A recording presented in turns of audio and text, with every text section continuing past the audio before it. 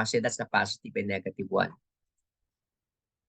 So as we have mentioned, we know the piezoelectricity and reverse piezoelectricity. Alam na natin yung reverse piezoelectricity, mula yun sa probe papunta sa pasyente. Tama, no? Mula sa probe, from the transducer,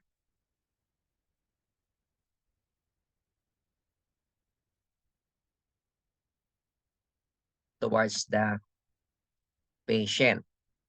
Yan ang mangyayari sa atin sa sa reverse piezoelectricity, no? Pero yung piezoelectricity, alam natin na galing naman yun sa pasyente papunta sa transducer.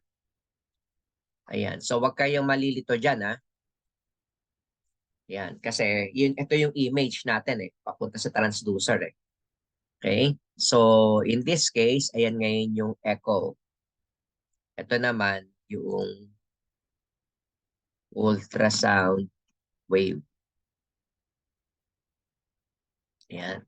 So transducer, then ultrasound wave papunta sa pasyente. That would be your owl. Wala nagpaalala sa akin. Wait lang, record ko. Recording in progress. Alright. So ayan. Anyway, hindi ka pa naman nabubura, no? So ulitin natin. Yung reverse piezoelectricity na na-discover ng Curie brothers will be from the transducer. Kita natin. Transducer and then ultrasound wave papunta sa pasyente. Yan yung reverse piezoelectricity.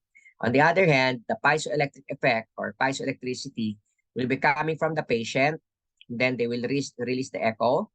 Then towards the transducer. And from the transducer, going ultrasound machine for your image. So, ayan lang. Ganyan lang siya kasimple. Yan yung pinaka-shortcut natin. Okay? O, ayan na siya. Inverse effect and piezoelectric effect. Hindi ko na babasahin. Explain ko na sa inyo, no?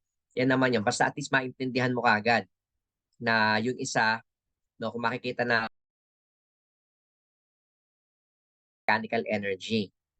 Okay? So, ayan siya. Converting electrical energy. Pag binasa nyo yun, mababasa nyo yun. No? Converting electrical energy, ibig sabihin nito, ito yung sinaksak mo sa kuryente, sa outlet, 220 volt, then nagkaroon ng mechanical energy. Ano yung mechanical energy na yan? Yan yung ultrasound wave. No? Yan ngayon papasok yung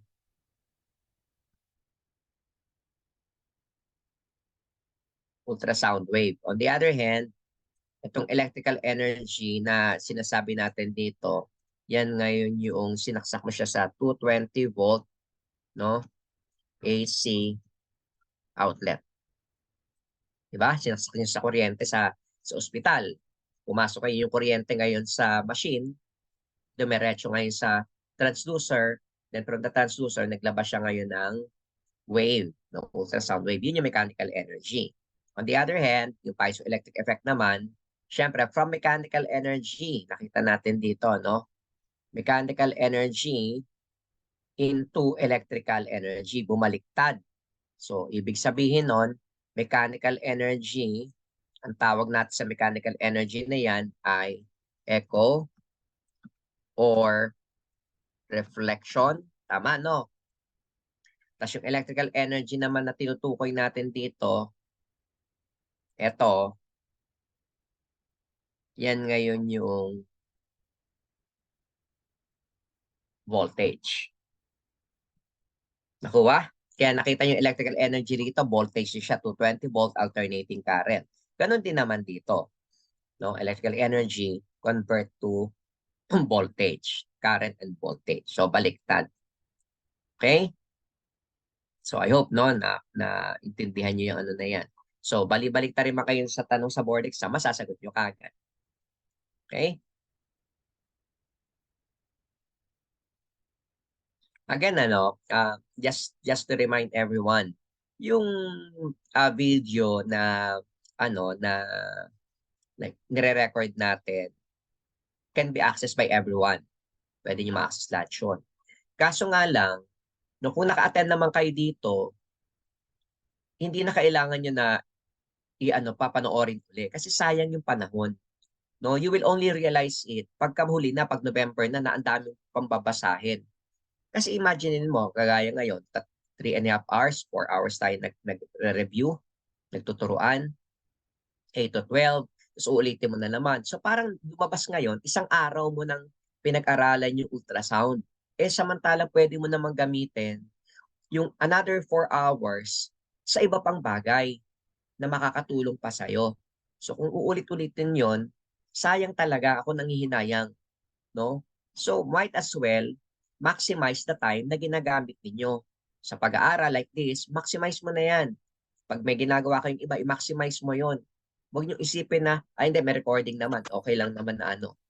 It will be a disadvantage on your part later on. Matatambakan kayo. No? Matatambakan talaga kayo. No? Remember, this is just a review.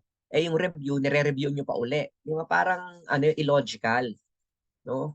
So unless talaga na hindi kayo tinuruan sa school nito, kaya parang yung naririnig nyo sa akin ngayon is just the first time na narinig ninyo. O tsaka nyo ngayon re-reviewin kapag hiningi nyo yung video. So di ba parang ano pa rin kayo nun?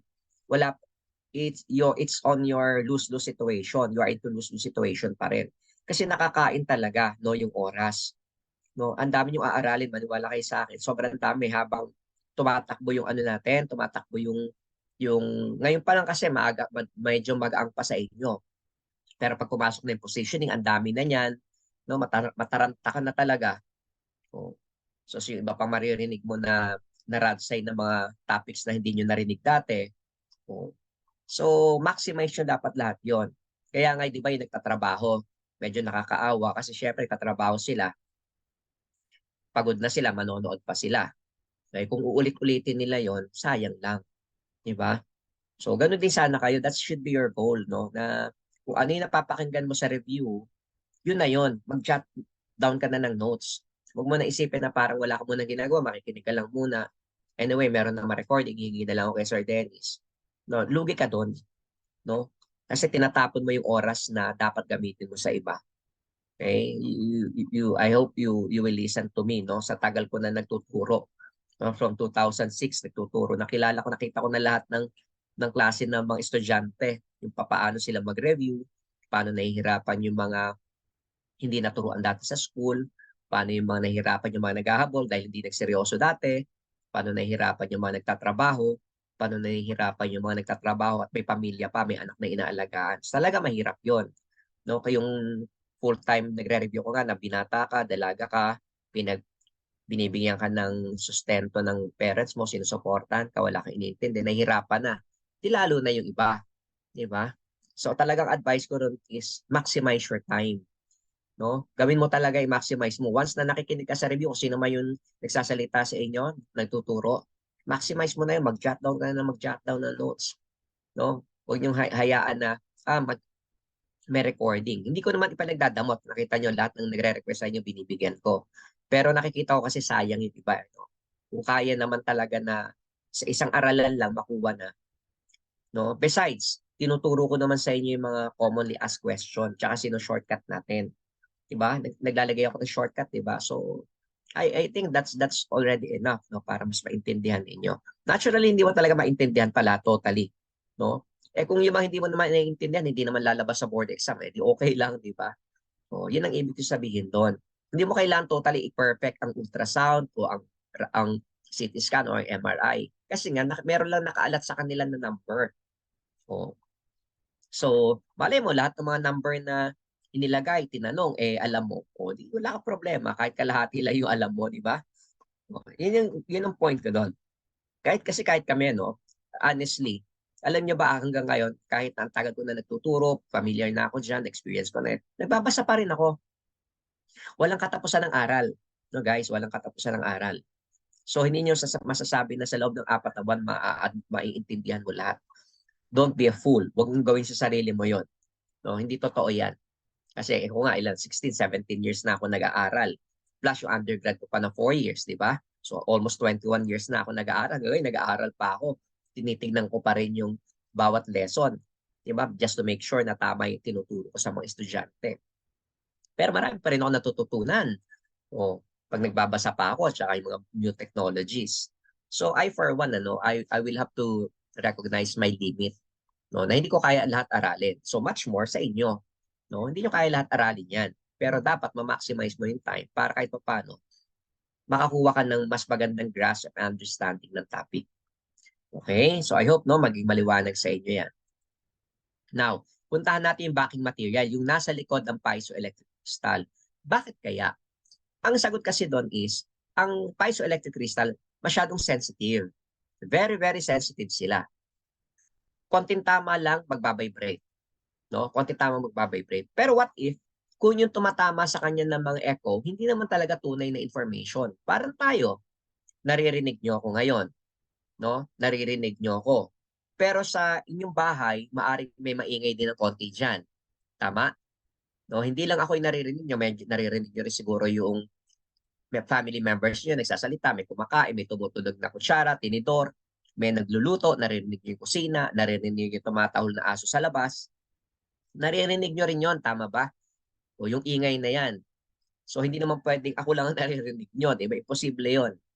No? Pero dapat yun, ma-minimize yung ingay sa paligid. Ma-minimize. Yun ang trabaho ngayon ni backing material. So yung vibration ng piezoelectric crystal, mini-minimize niya yon, nililimit niya. Kaya nakalagay dyan, tinatapon, no? Dampening of the ultrasound signal. Tinatapon niya yon para hindi kailangan masyado. Bakit? Kung tatanggapin niya lahat yung ingay na yon, magkakaroon ng maraming artifact and noise lang yung image. Eh di ba, ano na nga, speckled appearance na nga yung ultrasound, di ba? Because of the wavelength. Nagpatong-patong yung maraming wavelength, ibig sabihin, no, nagpatong-patong yung maraming signal. Tapos dadamihan mo pa, magiging sensitive pa dahil maririnig lahat. So to minimize that, para mawala yung gagamit ka ng backing material. So parang ito yung collimator sa X-ray, no? Nililimit yung pupunta ng mga radiation sa cassette. Okay? So nakita niyo yung yung advantage yan, ano? Nire-reduce niya ngayon yung reflection. So ibig sabihin, nire-reduce niya ngayon yung dumarating na effect ng echo, no? Tinatanggal niya yon. Kaso nga lang, syempre ang disadvantage nun, nababawasan din naman yung signal strength, no? Hindi lang yung hindi lang yung noise ang natatanggal mo. Even yung good signal, nababawasan mo ng konting strength. In the same way, yung collimator mo, pag nagko-collimate ka, hindi lang natatanggal yung scattered radiation.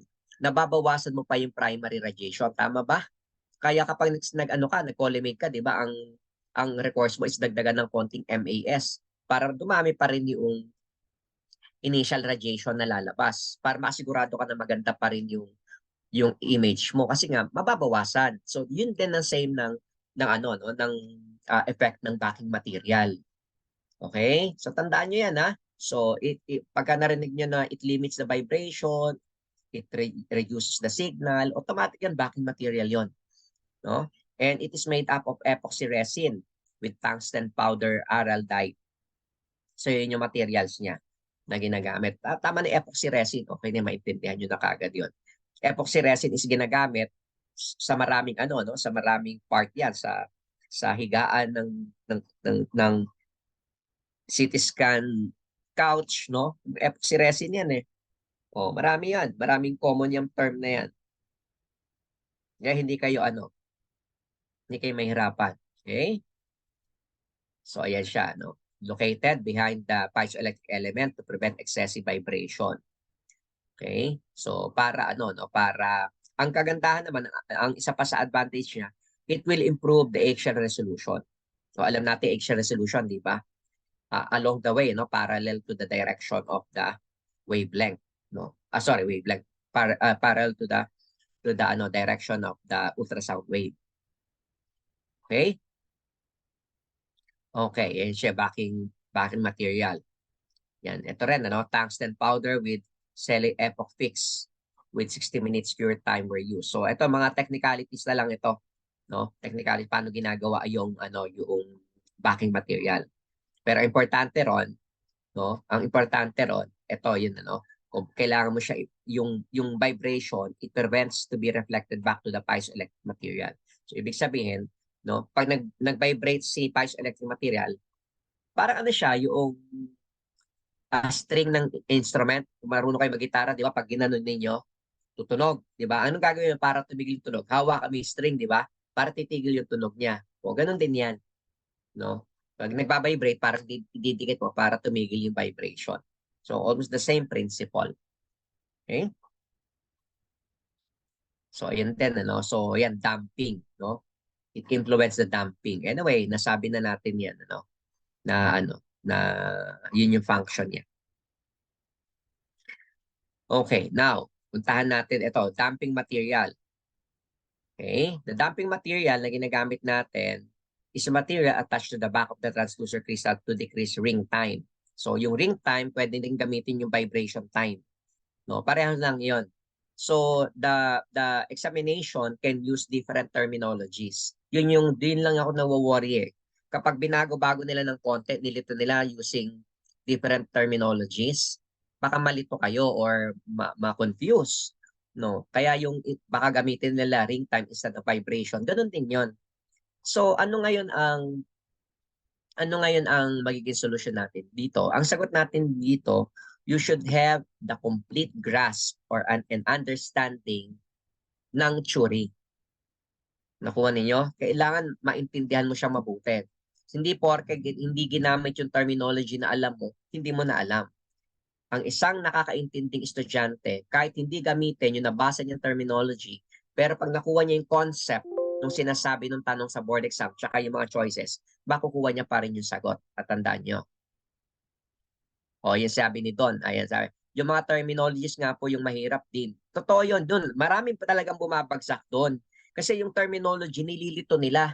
No, instead na napakasimple, ipipilipitin nila ng konti.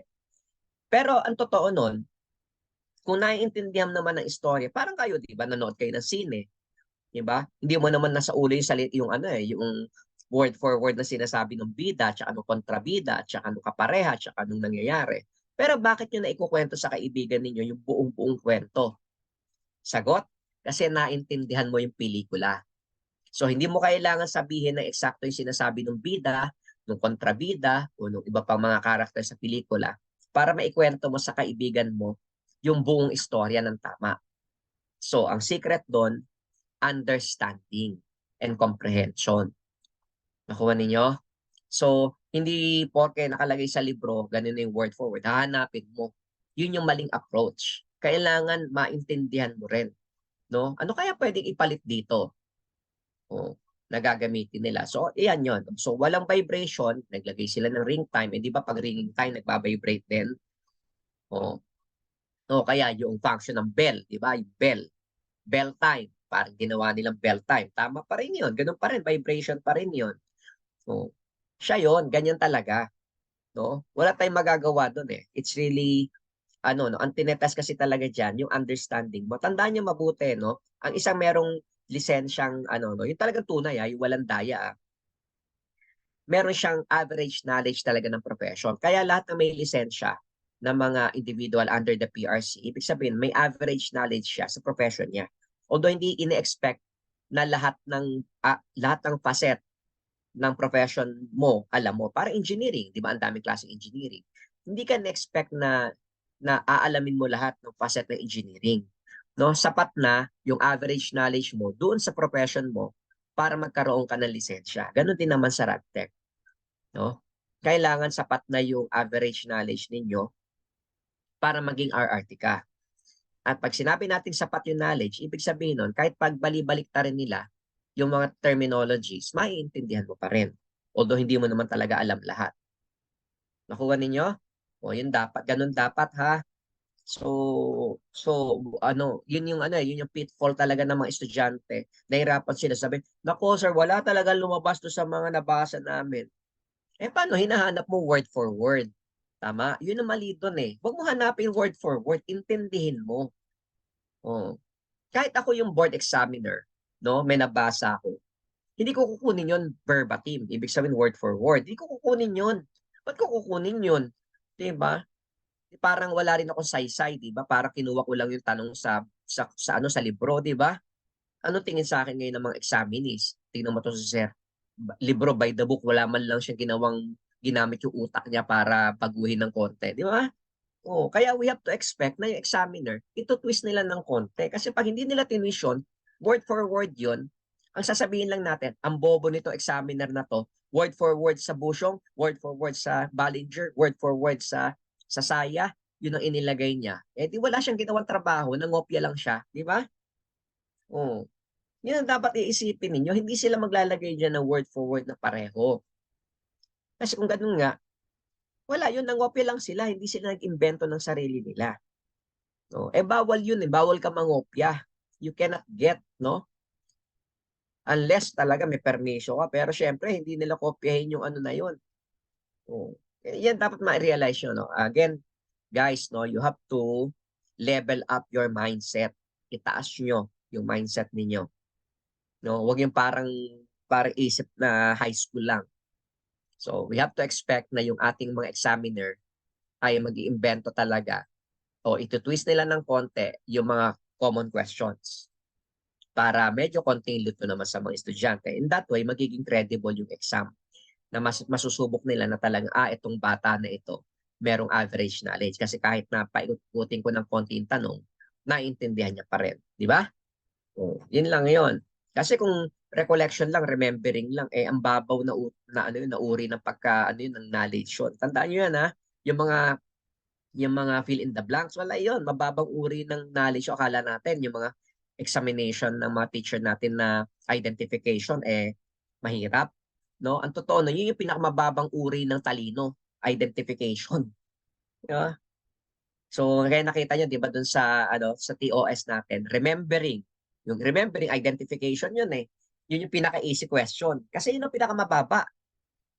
Hindi porke magaling ka mag-memorize, matalino ka, hindi ganun. Kailangan magaling kang mag-analyze at i-apply yon. Doon ka matalino. Pero yung sabi mo, naku, nakalimutan ko to. Okay lang naman yan. Kahit nakalimutan mo yung term niya. Pero kung naintindihan mo naman, okay pa rin yun. No? Kaya babaguhin nyo talaga yung ano ninyo ngayon. Babaguhin nyo yung knowledge ninyo. No? Yung understanding nyo na, nako, baka hindi ako pumasa kasi hindi ko madaling matandaan. Mali yun. Kahit hindi mo matandaan yung isang terminology pero naintindihan mo siya, masasagot mo yung tanong sa board exam. Okay? So ituloy natin. Ayan. So matching layer naman tayo ngayon, yung nasa harapan, no? Matching layer. Wait lang, inom lang ako ng Milo.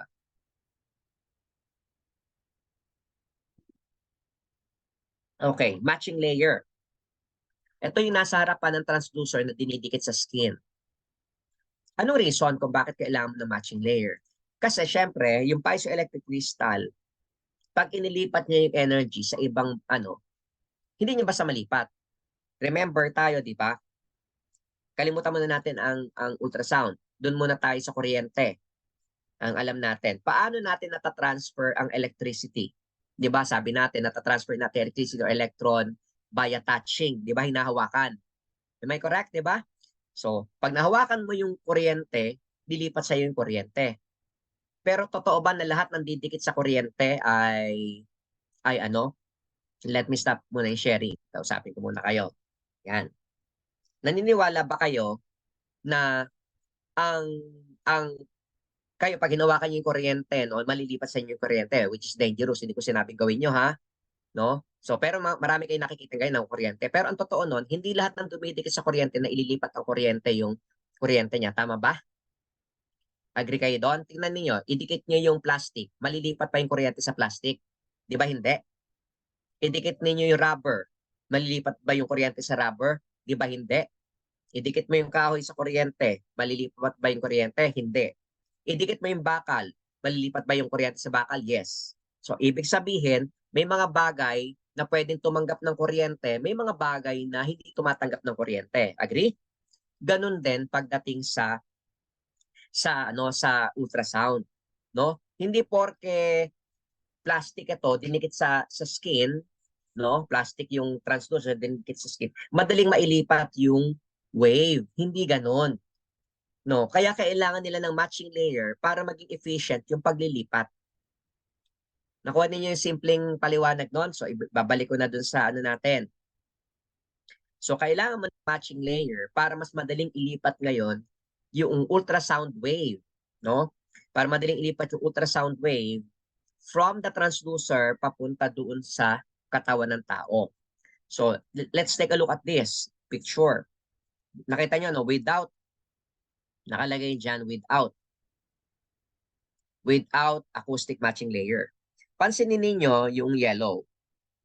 Yan ngayon yung wave. Tingnan nyo, paglipat sa kanya, sa object, what happened dun sa yellow arrow? Maliit. Di ba lumiit na? Would it be efficient now? Hindi. Di ba? Hindi na nagiging efficient. Ang mangyayari dyan, magba-bounce back lang ito. Ito, nakikita nyo, no? Naging black siya. So, walang kwenta. Di ba? Wala nakuwang image. Kasi nag-bounce back lang eh. Oh. Ganyan yung nangyari. Parang ganyan yung reverberation artifact natin. Back and forth lang. Puro puti. So, nakuha ninyo? Yan yun. Precisely. No? So, kailangan mo ngayon acoustic layer, matching layer. Look at this next image natin. Nakita niyo yung pink? O, pansinin mo. From the transducer, which is color blue, lumipat siya ngayon dito sa acoustic matching layer. And then lumipat ngayon sa katawan ng tao. Take a look at the size of the yellow ones, no? Yellow arrow. Di ba pareho ng size?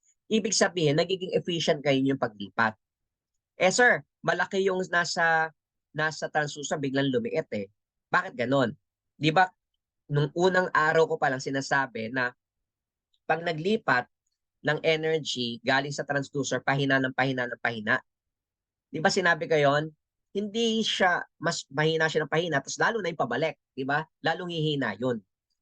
Oh. So, yung ultrasound wave, paglabas sa transducer, mahina, hihina nang hihina yun. Kaya pagdating sa acoustic matching layer, medyo mahina na yon. Pero dapat yun, yung mahina na yon, paglipat yun sa katawan ng tao, same pa rin. Kaya yung yellow color dito, parehas. No? Naging efficient kayo yung paglilipat ng enerhiya, hindi talaga totally nawala. Compare sa walang matching layer na paglipat, halos maubos na kasi napakaliit na ng yellow na nakikita ninyo. Nakuha? And then the acoustic matching layer is also efficient kasi tingnan nyo yung pagbalik, halos same pa rin. Oh, so ibig sabihin mas maganda yung information na makukuha. So that's the function of the matching layer. To make the transfer of wave as efficiently as possible and with minimal reduction ng wave. Okay?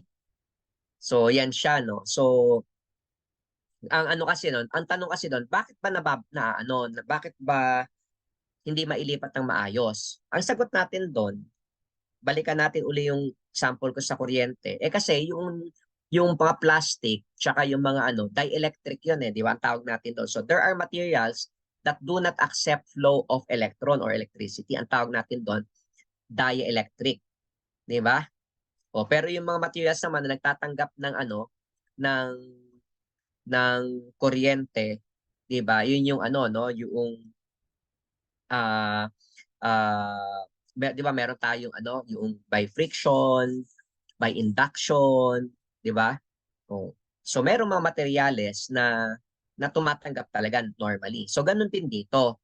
Ang ano naman ang reason kung bakit hindi niya tinatanggap, magkaiba sila ng acoustic impedance, no? Di ba alam natin acoustic impedance, di ba? Yung acoustic impedance natin, yung density tsaka speed. Dahil magkaiba sila ng speed, hindi nila basta tinatanggap ng maayos.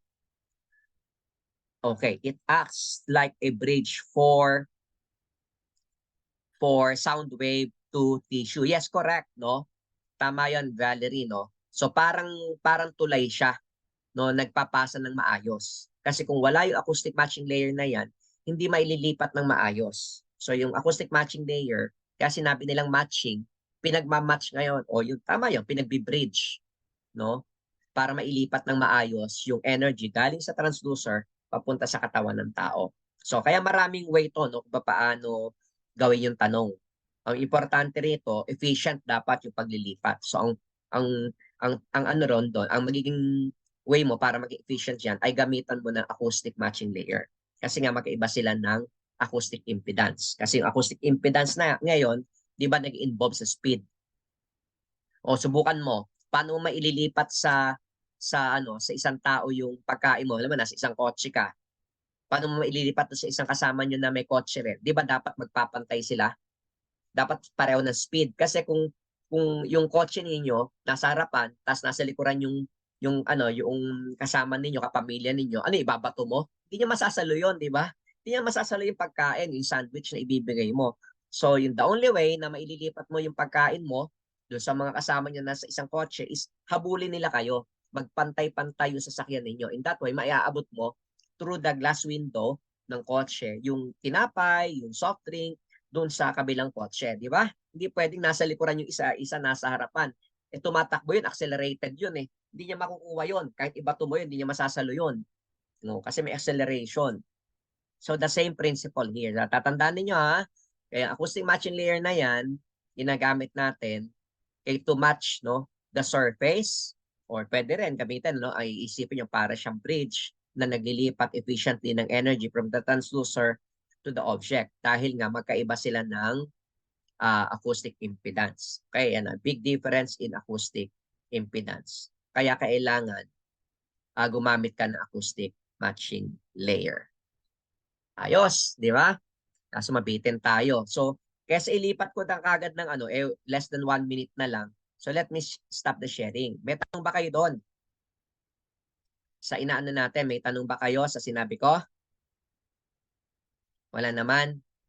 Laking tanong. O sige, so para hindi tayo mabitin, kasi pag naglipat ako, mabibitin.